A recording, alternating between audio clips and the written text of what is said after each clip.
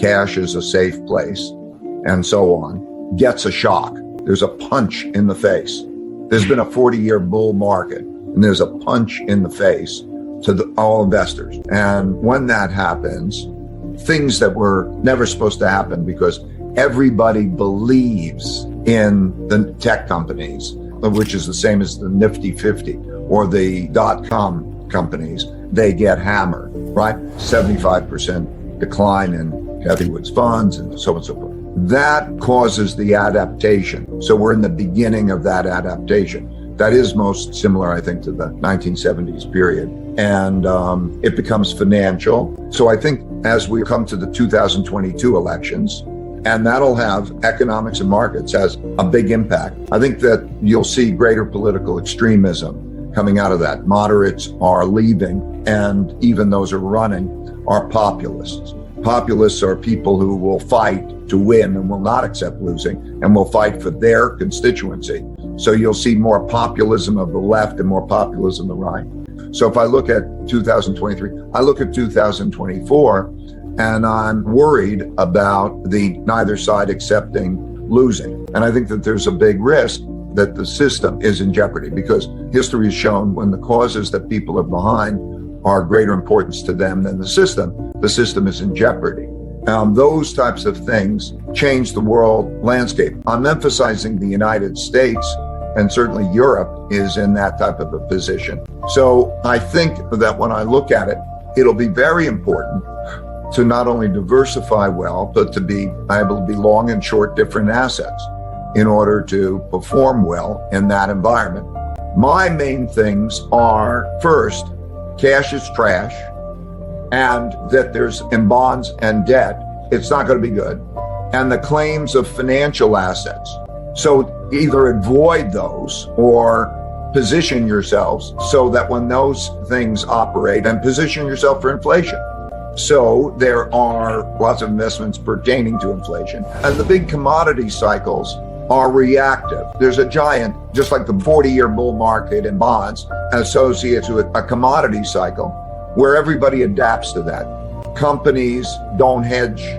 There's less investment in those things when that switches to that kind of an environment. And the big overarching thing is that the amount of financial claims that exist, there's charts that I repeatedly show when I deal with the changing world order. What is the amount of financial claims, assets, relative to real assets? And you could see that through history, when those financial claims, it's like a bank has too many IOUs on its real money and that thing, then you always get into these environments where it's undesirable to own the debt and you have negative real returns. And so to position one's portfolio in a tilt that way. But of course, the way that we do it is to separate alpha and beta, right? So two parts, core, because we're all talking tactical. How do you create a truly well-balanced core portfolio? And we know that the typical well portfolio is not well balanced, with its greatest vulnerability being in that upper right quadrant in our box, which is the inflation box. And we know that we're in that environment. So from a starting point of view, I would encourage all investors to look at those four quadrant box, that box that we have: rising inflation, falling inflation, rising real growth relative to discounted, falling real growth relative to discounted, and see what the biases are in those portfolios. I believe that now you can simultaneously reduce risk and raise returns, reduce risk of that portfolio by having more in that upper right quadrant, rising inflation, and you will reduce your risk, because if you look at your portfolio, typical investor's portfolio, that is the environment that it is missing. So you start with that. How do you get more neutral? How do you get better balanced? And you cover yourself from that exposure. And then you make your tactical moves around it. And the tactical moves, again, should not be in those debts.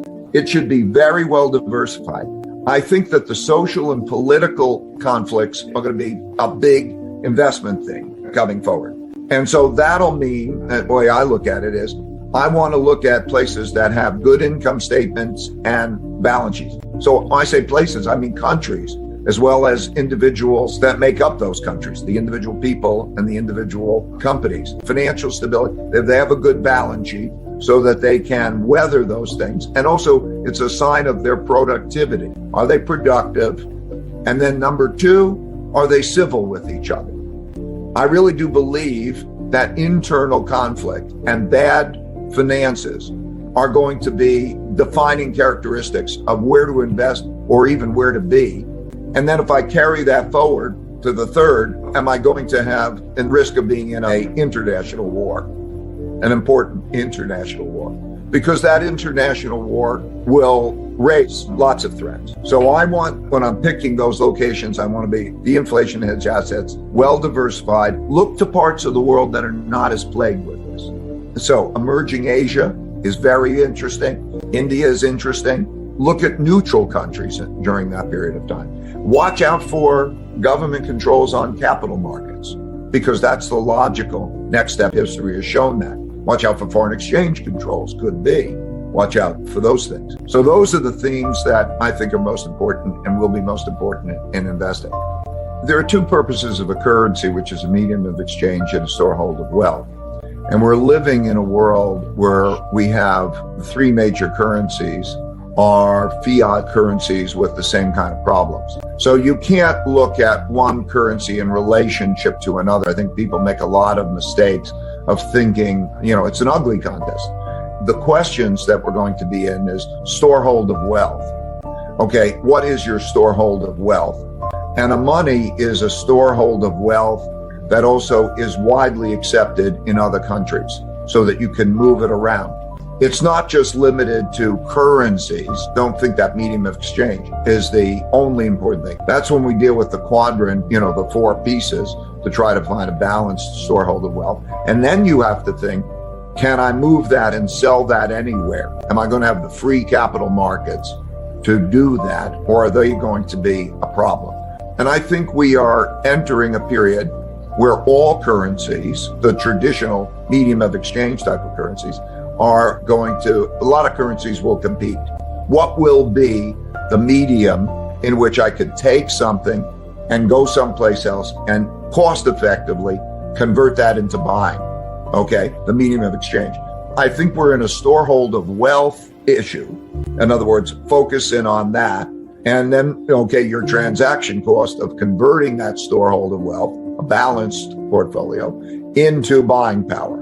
And then you transact, because even in the worst inflations, the worst environments, the currencies, most of the time, still could be mediums of exchange, even though they're devalued. So I encourage people to think about bad fiat currencies generally and what the liquidity is, and think about even what capital wars look like. Gold as a overlay on a portfolio, on top of a portfolio, works like an insurance policy. Gold is a dead asset. It just sits there. But it's always through characteristics that are limited in supply. One of the most important things, it's the third highest reserve currency held by central banks. And in periods of time of war, or such periods of time of credibility, it is the medium, like they say, it's the only asset that you can have that's not somebody else's liability.